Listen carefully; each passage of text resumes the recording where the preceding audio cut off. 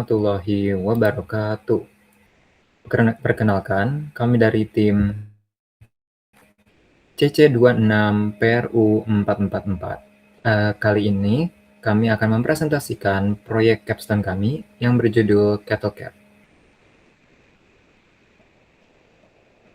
Berikut adalah anggota tim kami, yaitu ada Fatih Arya F sebagai engineer dan project manager, lalu ada Aditya Tangkas yang bertugas di bagian front end, lalu ada Rakian Bumi yang bertugas sebagai AI engineer, dan saya sendiri, Siril Zamzami, yang bertugas di bagian back end. Pada presentasi kali ini, kami akan membawakan mengenai overview proyek dan tujuan utama dari proyek capstone kami, lalu target pengguna proyek kami dan solusi multimodalnya, kemudian bagaimana metode deteksinya, dan timeline capstone dari proyek kami, dan terakhir rencana manajemen risiko dan demo dari hasil proyek kami. Baik, sekarang kita masuk ke bagian ringkasan dari proyek Cattle Care ini. Esensi utama dari inovasi ini sebenarnya berakar dari satu tujuan besar, yaitu mendeteksi penyakit mulut dan kuku atau PMK secara dini guna menekan kerugian ekonomi bagi para petani lokal. Mengapa hal ini krusial? Jika kita melihat ke lapangan, problem statement atau masalah utama yang dihadapi peternak saat ini adalah proses deteksi PMK yang masih sangat manual, cenderung lambat, dan hasilnya subjektif. Kondisi ini diperparah oleh keterbatasan akses ke tenaga veteriner atau dokter hewan di berbagai daerah. Sebagai solusi kami, CalCare hadir menawarkan sistem cerdas berbasis kecerdasan buatan atau AI. Sistem ini dirancang untuk mendiagnosis sapi menggunakan pendekatan multimodal, sehingga prosesnya bisa berjalan jauh lebih cepat dan akurat. Melalui solusi ini, dampak nyata yang ingin kita capai bukan sekadar kecanggihan teknologi, melainkan kemampuan untuk meminimalkan penyebaran wabah penyakit secara masif, menjaga produktivitas ternak, dan pada akhirnya melindungi stabilitas ekonomi para peternak lokal kita. Berikutnya itu adalah tujuan dan target proyek dari Cattle Care AI ini, yaitu pertama adalah akurasi multimodal, yaitu mengintegrasikan analisis visual atau CNN dengan data klinis tabular atau AN untuk memperoleh hasil prediksi PMK yang sangat presisi. Kedua itu adalah aksesibilitas web, yaitu mendeploy website responsif yang terintegrasi API Flash, memudahkan akses kapan saja bagi peternak daerah. Ketiga itu ada dampak sosial, yaitu mengurangi keterlambatan penanganan medis hewan, memotong biaya diagnosa awal, dan meningkatkan kesejahteraan peternak. Yaitu siapa sih pengguna dari Cattle Care AI kami ini? Yaitu ada sistem ini tuh dirancang inklusif untuk menjangkau rantai industri peternakan lokal. Yang pertama itu peternak sapi mandiri yang mengolah sapi secara mandiri sendiri. Terus membantu deteksi awal mandiri secara cepat tanpa membiaya mahal. Selanjutnya adalah koperasi dan komunitas susu atau daging, memonitor status kesehatan kelompok ternak secara periodik. Ketiga itu ada dinas peternakan atau veteriner, menyediakan data pelaporan real-time untuk penanganan wabah yang efisien di lapangan.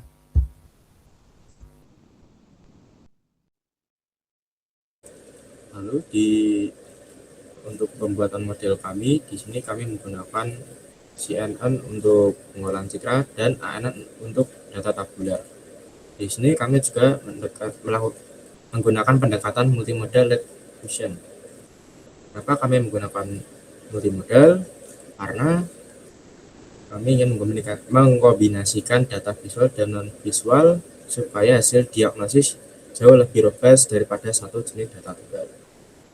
Lalu model CNN ini fungsinya buat memindai gambar mulut atau kuku sapi untuk mengidentifikasi luka fisik. Sementara buat yang model ANN ini fungsinya untuk menganalisis suhu tubuh, umur sapi, dan 24 gejala klinis lainnya seperti lepuh di mulut, cang, nafsu makan turun, pembakaran jaringan, dan lain-lain.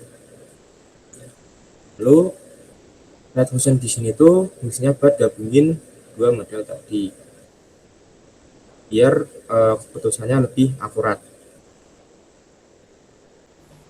Kemudian untuk keunggulan dari metode deteksi PMK ini di pasar, kita membandingkannya dengan pengamatan manual dan single model AI yang hanya bergantung pada visual saja. Kalau di pengamatan manual, pasti sumber datanya tuh kayak langsung insting, dan itu mainnya kayak berdasarkan feeling aja, mungkin juga nggak akurat seakurat milik kita, dan biaya operasinya mungkin lebih murah. Terus kalau yang dari visual atau single model AI ini, dia hanya dengan citra saja, ya meskipun cepat tapi akurasinya belum tentu lebih tinggi dari milik kami. Kemudian biaya operasionalnya juga lumayan. Kemudian kalau dari punya kami ini, kami menggunakan dua model, yaitu data tabular dan data visual, yang dapat meningkatkan akurasi yang tinggi dan robust, dan kecepatan untuk mendeteksinya pun juga instan. Bahkan biaya operasionalnya juga sangat terjangkau.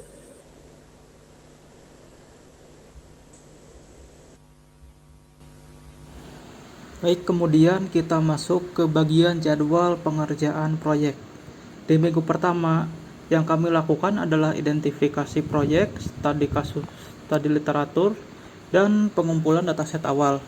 Yang pertama, di identifikasi proyek, kami memilih tema tentang kesehatan hewan, khususnya pada deteksi PMK pada sapi. Kemudian pada minggu kedua, kami masuk ke tahapan pembersihan data, labeling, augmentasi, dan pembagian dataset. Di sini kami mengumpulkan berbagai jenis data, mulai dari data gambar dan data tabular berupa gejala. Kemudian data tersebut kami bersihkan untuk menghilangkannya dari duplikat dan data kosong.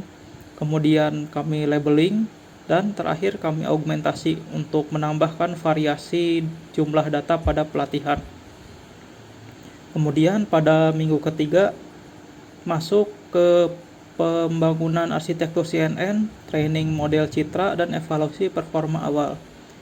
Di sini CNN dicoba dengan berbagai arsitektur, kemudian dicari konfigurasi mana yang hasilnya paling bagus.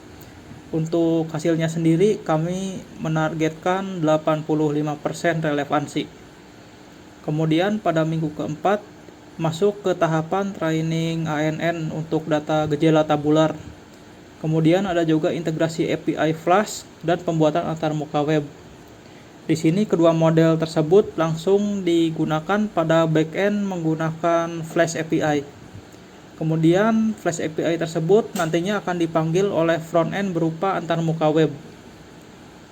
Kemudian masuk ke minggu kelima, masuk tahapan perbaikan bug, Deploymentnya kami menggunakan Vercel pada cloud, dan kemudian terakhir dokumentasi final. Kemudian masuk ke tahapan antisipasi serta strategi mitigasi. Yang pertama adalah kualitas data citra. Resikonya gambar sapi di kandang memiliki pencahayaan minim dan buram. Nah, untuk mengatasinya, kami melakukan mitigasi berupa augmentasi gambar pada data pelatihan, penyesuaian kontras, preprocessing, dan filter resolusi minimum, sehingga apapun situasi kandangnya saat dilakukan pemotretan gambar, model akan tetap bisa memprediksi hasilnya. Kemudian ada akurasi model yang rendah. Risikonya adalah overfitting karena variasi breed sapi lokal, sementara mungkin data yang tersedia menggunakan berbagai jenis sapi yang berbeda. Kemudian untuk mitigasinya, kami menggunakan class weight balancing, threshold tuning berbasis F1 score, dan integrasi LED fusion dengan model ANN untuk meningkatkan robustness prediksi. Kemudian yang terakhir adalah adopsi program yang rendah. Nah, risikonya peternak mungkin akan kesulitan menggunakan antarmuka website. Untuk memitigasinya, kami mendesain UI-nya super sederhana dan berbasiskan icon. Kemudian alur upload-nya juga instan, tidak berbelit-belit, dan kemudian kami juga menyediakan banyak petunjuk visual yang ringkas sehingga akan mudah digunakan untuk para peternak. Untuk selanjutnya, kami akan mendemokan aplikasi yang telah kami buat.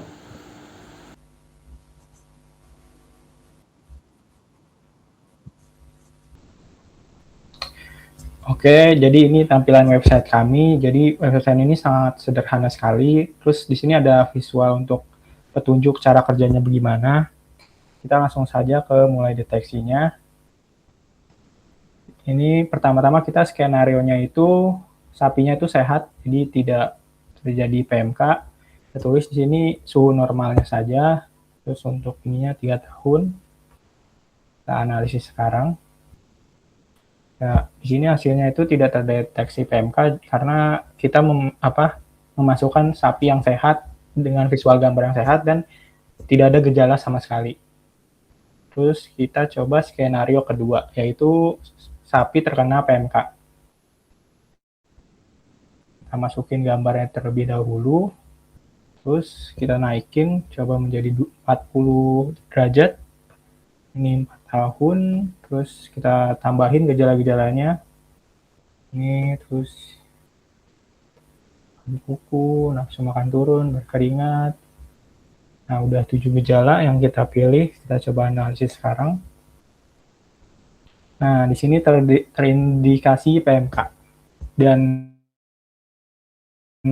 website memberikan map untuk mencari rumah sakit atau layanan kesehatan lah untuk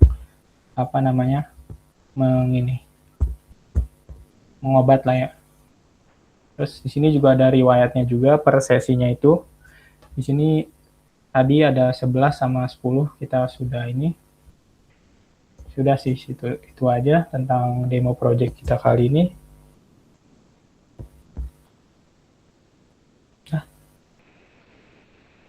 Baik, sekian dari presentasi oleh tim kami. Mohon maaf jika ada kesalahan. Wassalamualaikum warahmatullahi wabarakatuh.